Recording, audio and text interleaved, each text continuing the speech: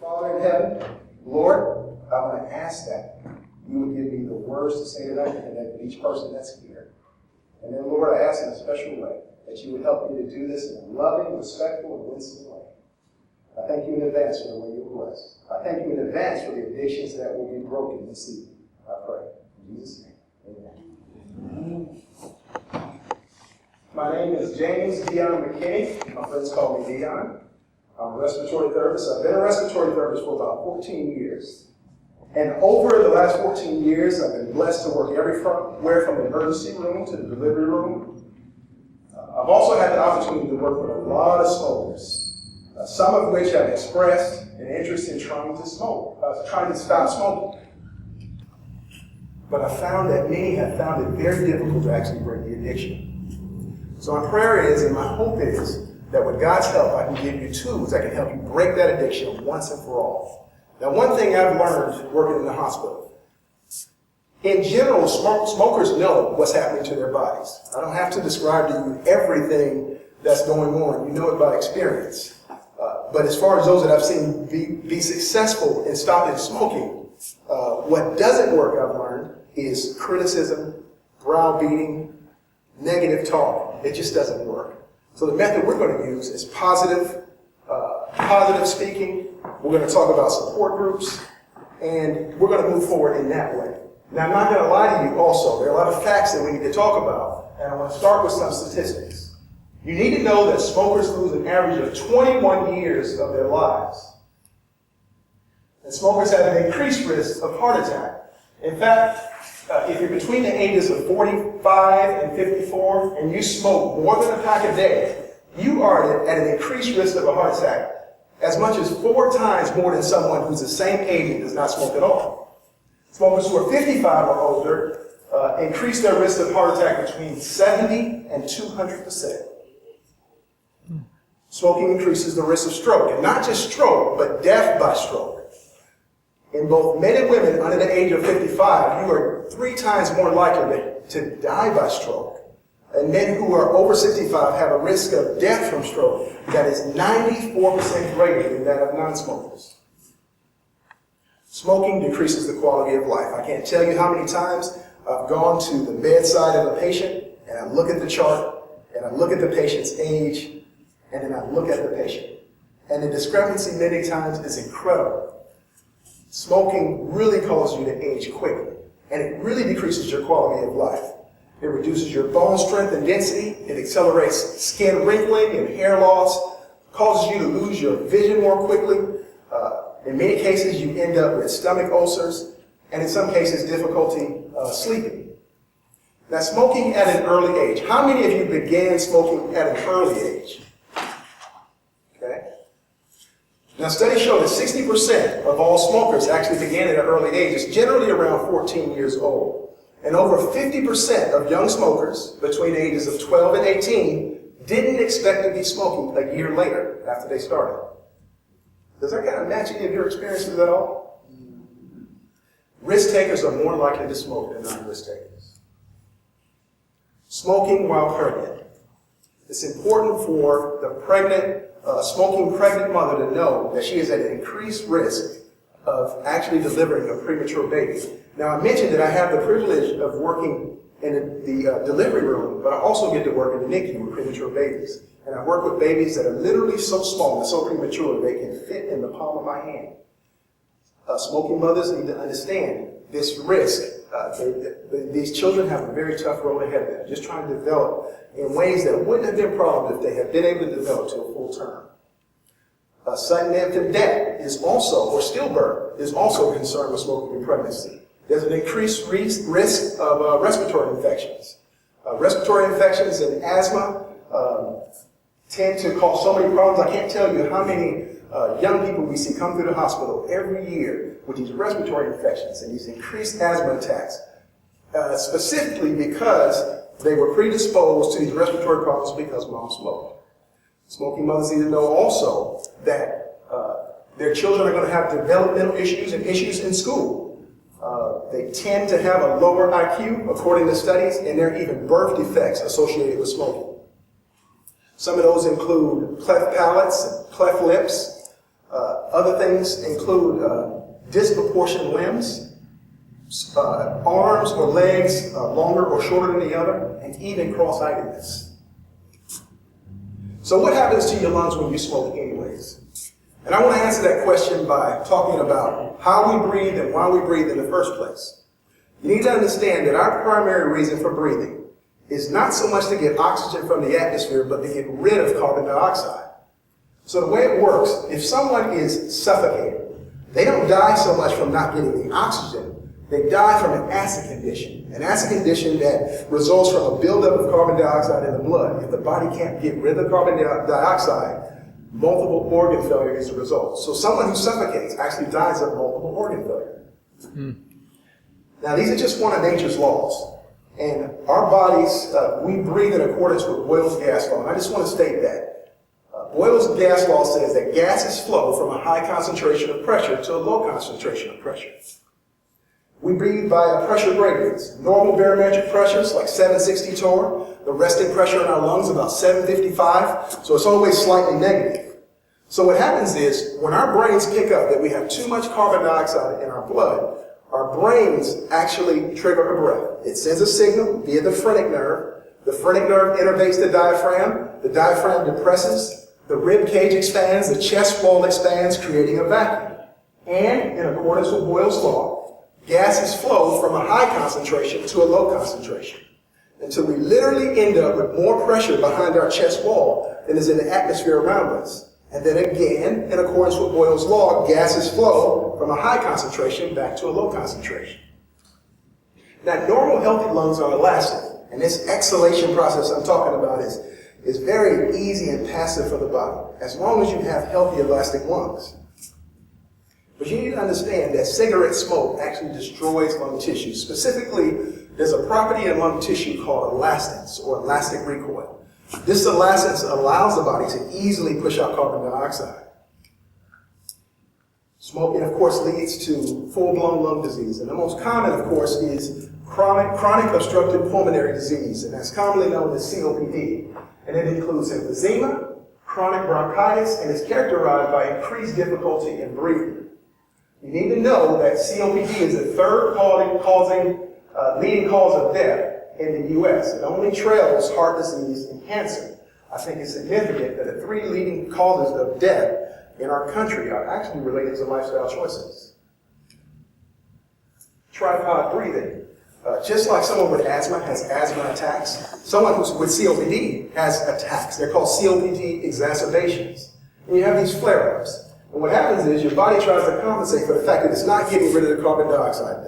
The breathing gets more and more difficult, and your body will get in a tripoding position. You use accessory muscles, and you're trying to get rid of the carbon dioxide, and your brains are incredible.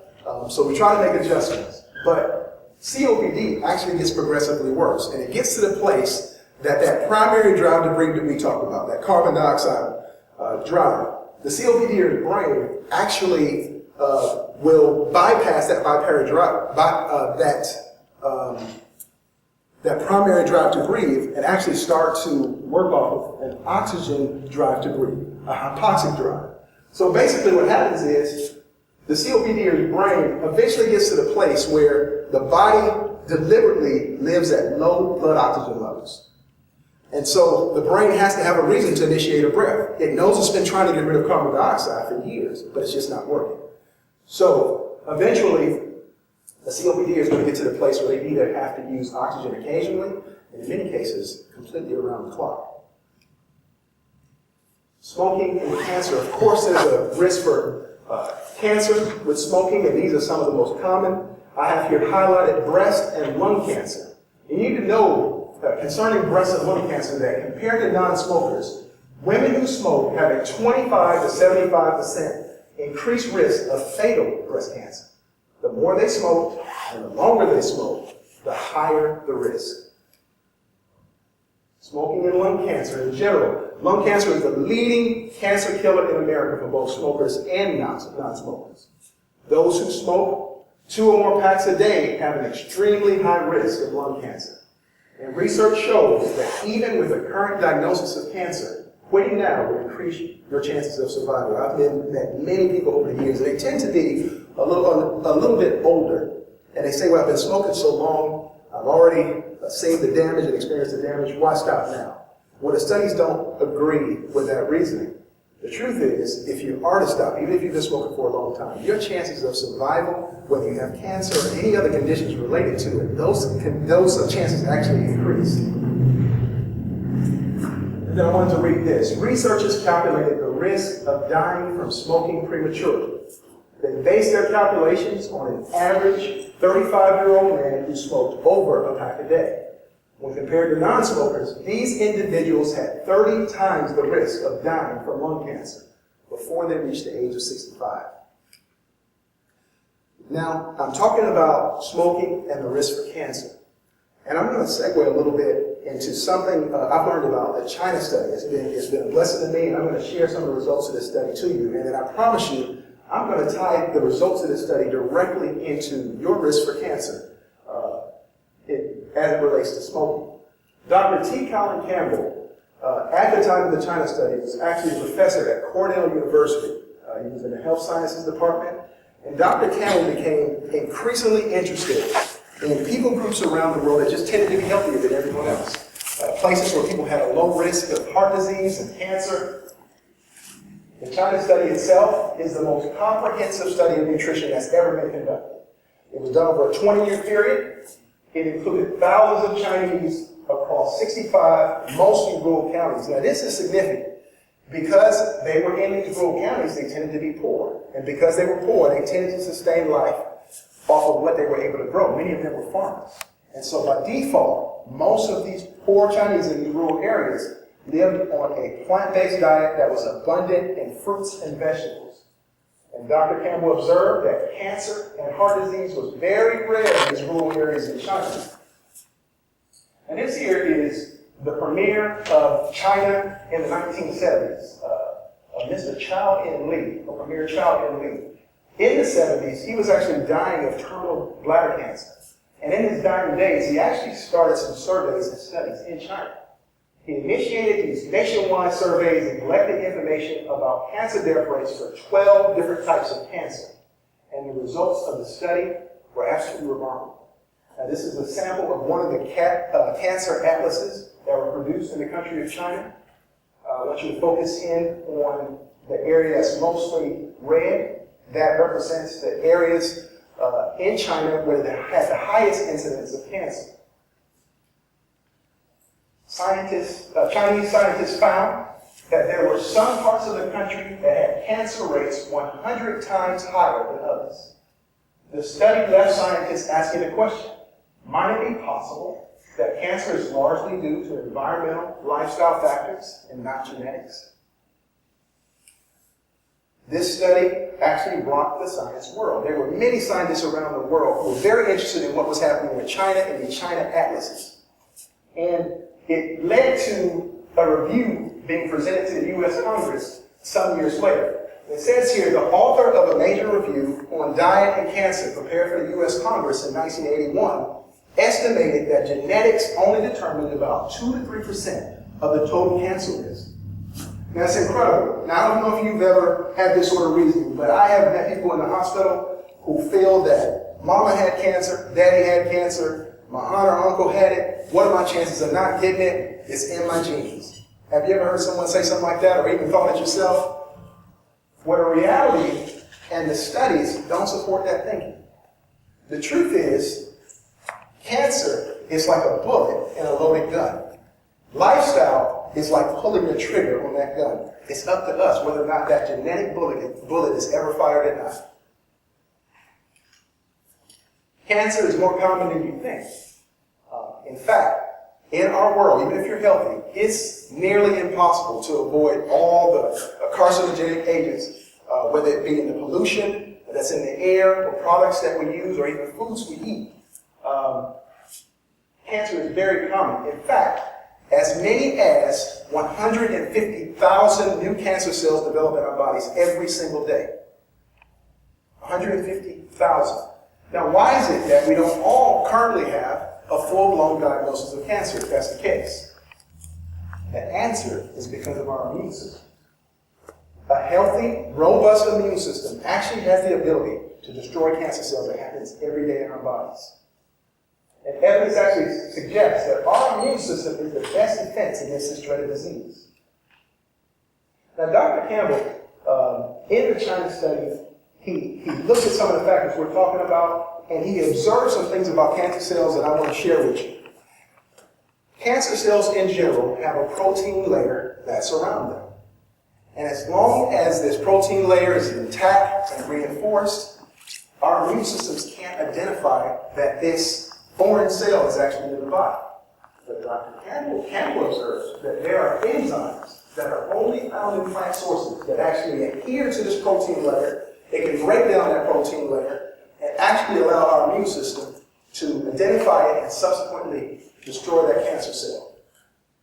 Now, he took these ideas and he took these studies and he excitedly went into the lab and he ran a number of studies with lab mice.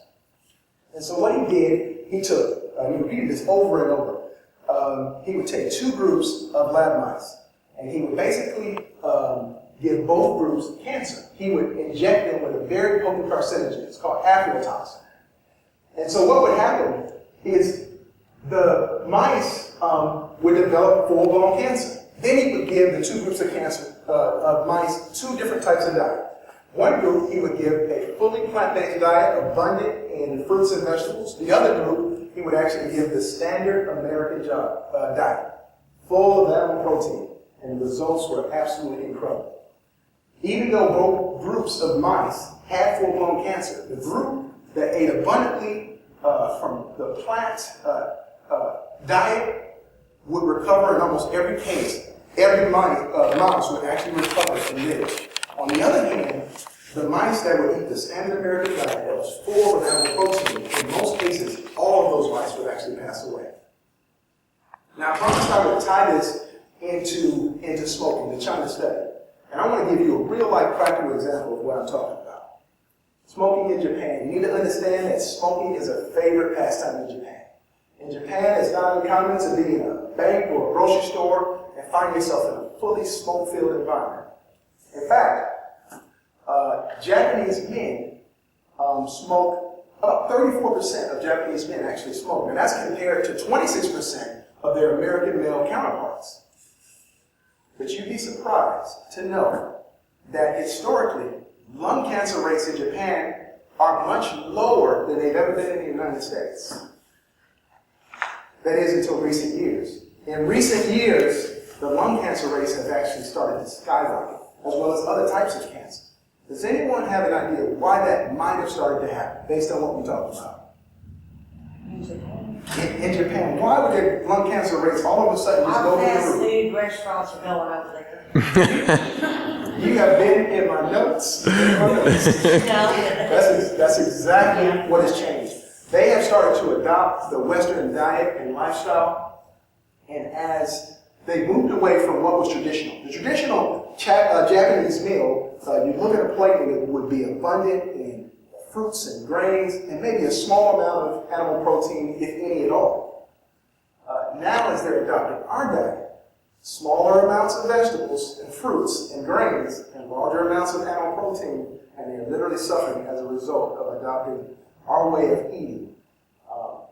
Dr. Campbell says, referring to this protein factor, animal protein factor in cancer, he actually calls animal protein fertilizer for cancer cells. Now here are the dangers. I want to talk about the dangers of secondhand smoke.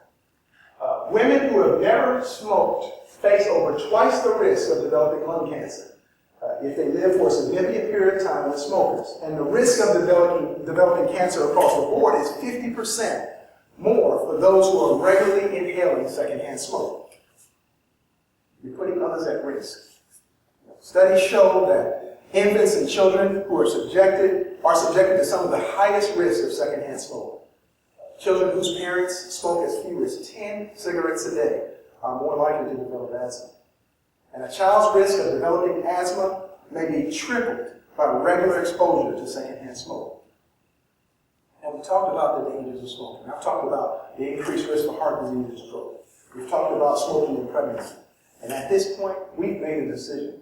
We're putting smoking behind us. We're going to break the chain with God's help. But I want you to know, the facts when it comes to actually smoking cessation practices. You need to know that the taper off method seldom works. That means I'm weaning down, I'm going to smoke one less today than I did yesterday. It does not work, and this is why. Nicotine is 6 to 8 times more addictive than alcohol. And nicotine works fast. It gives the brain a hit within 10 seconds of the first puff. Only 8% of people who try this taper off weaning method are actually successful. Patches are not the answer either. And this actually falls under the category of the taper off method. Patches are not the best choice. For one, in just recent years past, you couldn't even use a nicotine patch without a doctor's order. All of a sudden, you can actually buy them over the counter without any doctor's order at all. And the reason why you needed a doctor's order in the past, there's such an increased risk of heart problems when you do smoke that the incidence of maybe having a stroke or a sudden death by a heart attack increases. Don't think it's safe for this to be sold over the counter without a prescription. Not everyone's as diligent keeping up with their health to know whether or not this is a big risk or not. And then the nicotine that's in it is a cancer-causing agent itself, so it's not really a clean break. Nicotine gum. In many cases, when you get started with nicotine gum, it's like trading one addiction for another. I actually read about one lady who got addicted to nicotine gum. It had been a 10-year struggle. She was asking for help just getting off the gum. And the incredible thing is, she wasn't saving herself any money either. If you chew as little as 9 to 11 pieces of gum per day, it's equivalent to you buying and smoking a pack and a half a day of cigarettes. E-cigarettes. This is starting to become pretty popular. You need to know that the solutions that are in these e-cigarettes are full of cancer-causing chemicals. In fact, one of the chemicals that's found in e-cigarettes are actually found in antifreeze, like antifreeze that you put in your car. That's actually in e-cigarettes. Also, we know very little about the long-term effects of e-cigarettes. They've only been available in the United States since about 2006. I want you to keep in mind that long-term studies are very important. There used to be a time in our medical history that doctors actually prescribed smoking for people with respiratory problems. Now, this is what really works. Research shows that the most successful quitters use the cold turkey method. And quitters who take advantage of smoking cessation clinics, like you're here tonight, you're taking advantage of a smoking cessation clinic, are more likely to remain non-smokers. I want you to expect if you quit. Now, some people have tried to quit before, and they know what to expect. Some have never tried before, and I don't want you to be completely surprised by these withdrawal symptoms. So here's a list of some of the things you should expect. Nicotine urges and cravings. You should expect headaches, anxiety, irritability, difficulty in concentrating. You'll be more restless, maybe more angry, your sleeping's disturbed, and you will find that you'll have an increase in appetite, particularly if you're not nourishing your body with nourishing foods.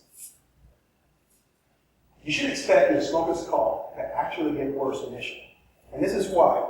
There are chemicals in cigarette smoke that actually paralyze little hair-like structures in our respiratory tract. They're called cilia. And these cilia actually move foreign material and bodies and dust out of the respiratory tract. Because they're paralyzed by cigarette smoke, once you stop smoking, they start to come alive. And they start to move that mucus, and you get to coughing, and you bring up more phlegm and secretions than you're probably used to seeing. But eventually it gets to the place where this smoker's cough abates. And you're able to breathe a little bit more easily, and it gets better over time. Now here are 10 ways to kick the misery out of kicking the habit. And I'm going to go through all 10 of these. Studies have shown that you've got to make a decided choice. You've got to decide, and I'm hoping your decision tonight, that this was the last day, even if you smoke today, this was the last time you'll ever take a cigarette. You want to be successful, you want to choose today not to smoke, and you want to pray daily. And I want to add to that, claim God's promises. I want to share with you one of my favorite promises. And it's found in Isaiah chapter 41, verse 10. And it says, "Fear not, for I am with thee. Be not dismayed, for I am thy God. I will strengthen thee. Yea, I will help thee. Yea, I will uphold thee with the right hand of my righteousness. No hidden cigarettes. Don't put cigarettes in a place where you would likely find one in an emergency. You want to actually make sure that you let your friends and family members know that you are not to be hiding any cigarettes or showing any cigarettes. You want your loved ones to be your accountability partners. You want to practice deep breathing. Studies show that when a craving comes on, if you would just stop and take slow, deep breaths, studies have proven you would find that the craving would actually start to pass. Not only that, slow, deep breathing actually helps reduce the anxiety that's associated with withdrawal symptoms in the first place. And then daily exercise, and I put walking in parentheses. Because of the increased risk for heart attack and stroke, I wouldn't recommend a rigorous exercise routine, especially without consulting your physician. But if you're just walking, it will make the biggest difference. You're going to promote more healthy breathing. If you're walking enough to build up a sweat, you're actually sweating toxins out of your body that built up over years. And in general, it actually helps you reduce anxiety that's associated with the withdrawal symptoms. You want to get more sleep. And researchers have looked into this, and they suggest that you get as much as 2 more hours of sleep than you've gotten in the past. And the reason why they say this, it actually promotes a healthier central nervous system. Again, it helps with the anxiety that's related to withdrawal symptoms. And you may be asking, how do I get more sleep? I don't know how you sleep at night, but here's a tip. One thing that can help you sleep better is to just get direct sunlight early in the morning.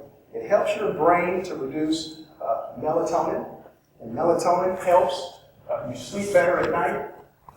When you get direct sunlight, it actually stimulates a little gland in our brains. It's called the pineal gland. It's in the very center of our brains. And when it's stimulated by that direct sunlight, it causes our brains to produce more melatonin, and you actually sleep better.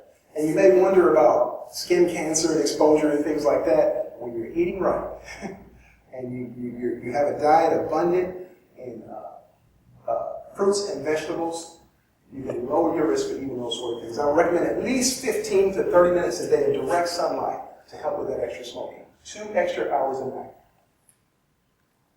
Water on the inside. Now, you need to know that if you're dehydrated, your withdrawal symptoms are actually going to be a lot worse. In general, most Americans are actually dehydrated. 70% of Americans are chronically dehydrated.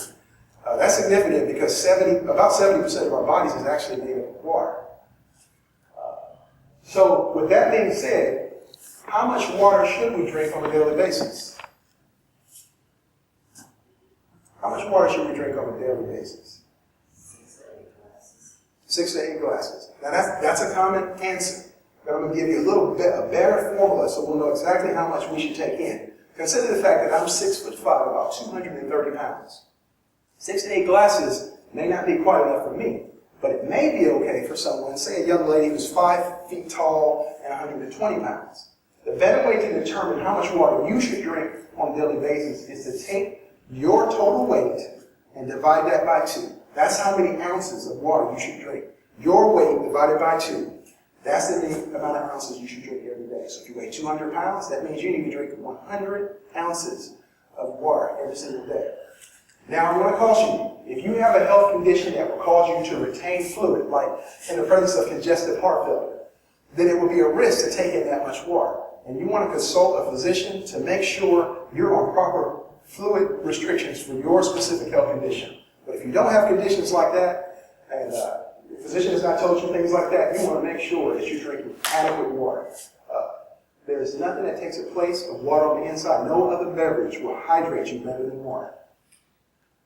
Water on the outside is very important. Researchers actually recommend that if you're used to just taking 1 shower a day, you need to take 2 showers a day. And for a couple of reasons. A warm shower actually helps to reduce anxiety, once again, with withdrawals. And then, if you're exercising on a regular basis, you've got toxins coming out through your pores, and it's very important to wash those toxins away from the body. And so, at least 2 showers a day. You want to avoid caffeine. Many smokers actually smoke cigarettes and drink coffee at the same time, especially in the morning around breakfast time. Studies have actually shown that if you are smoking and drinking coffee at the same time, your cravings increase exponentially. But if you remove that caffeine, that coffee from your diet, especially as you make the decision to stop smoking, you're going to find that those cravings are going to be greatly reduced. Another thing to consider, when I say avoid caffeine, caffeine itself is a diuretic. That means it causes our bodies to lose fluid. I already mentioned that if you're dehydrated, it actually makes your withdrawal symptoms worse. You don't want to be taking something that actually dehydrates you further. You want to avoid alcohol. It's very important. It can be very detrimental to the brain, but specifically the frontal lobe of our brain. That's where our willpower comes from the frontal lobe. It is also the seat of our morality and our spirituality. Right choices are generated in the frontal lobe. Not just quitting smoking, but other right decisions that we make in life. And you want to avoid high-risk situations. If you're accustomed to going to a break area on the job where many people are smoking, or you were accustomed to smoking, you want to find somewhere else to actually take your break. And there aren't just high-risk situations on the job. They're at home. High-risk situation could be your favorite chair that you sit in every morning and read the newspaper and smoke. You want to avoid that chair. You want to make new pathways in your brain, and you want to choose to go to areas and have completely different habits that will not remind you of the habit that you struggled with for so many years. And we're actually winding up, and we're coming down to a conclusion. You want to expect that others will understand and support you. You need to know that even for those who are able to quit smoking cold turkey, if it's not been done through a support group or a smoking clinic like what we're doing this evening, as many as 75% who quits cold turkey are back smoking again in 1 year. In 1 year. But studies have shown that if you take advantage of support groups and you take advantage of smoking clinics, your incidence of success is going to be so much higher. It's going to be such a blessing to you. I want to reiterate that proper nutrition is critical to your success. I've already promoted the importance of an abundance of fruits and vegetables in the diet. And you need to know that nutrition, a proper nutrition, is going to help you make better decisions. It's going to actually reduce the cravings. It's going to help your body detoxify faster. One tip I can tell you now, as you go home, as you decide to stop smoking, you want to get fruit juices into your diet. If you've got a juicer, if you've got some carrots, if you find carrots, you want to do some carrot juicing. When I say juicing, you want to avoid those that have added sugar, though. That's going to help your body actually detox of some of the nicotine. In a few minutes, I'm going to get you linked up with support groups, and you're going to get a lot more tips. There's going to be a lot of hand-holding going on. I want you to understand also, as far as nutrition being critical, there was a study that was done with mice. And in this study, they were placed in a cage, and there was 1 bowl of water and 1 bowl of alcohol. And what they would do is they would nourish these mice and make sure they had good, healthy things in their body. And almost 100% of the time, when these mice were nourished well, they would go straight for the water and drink it. But then they ran another study, and they would make sure those mice were malnourished, and they put them back in the same cage with the same options. As much as 92% of the time, those mice would avoid the water and go straight to the alcohol.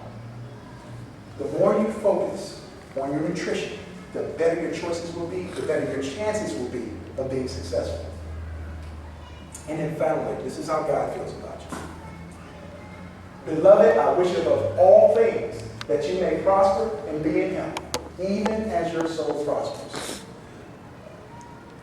In just a few minutes, I'm going to have you link up with someone in the very back of the room. If you can turn and just look, because that's how I'm going to direct you. We're going to pray in just a second.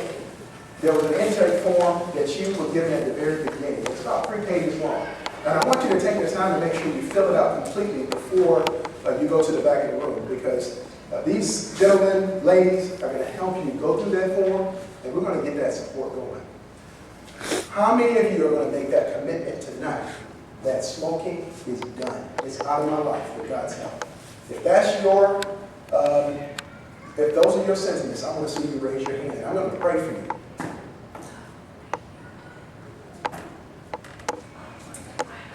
Okay. So we're going to have a word of prayer. I want you to bow your heads. Dear Father in heaven, we believe that promise, that we shouldn't fear because you're with us. You're going to help us. You're going to strengthen us. You're going to uphold us with the right hand of your righteousness. And I ask, Lord, that you will be with those of us who have made decisions to break the addiction once and for all tonight. I ask, Lord, that you would bless not only just in the area of breaking addiction, Lord, but I ask that you would bless every family that's represented by the persons that are here tonight. I thank you for hearing and answering our prayer. I thank you for a new life that begins today. In Jesus' name, amen.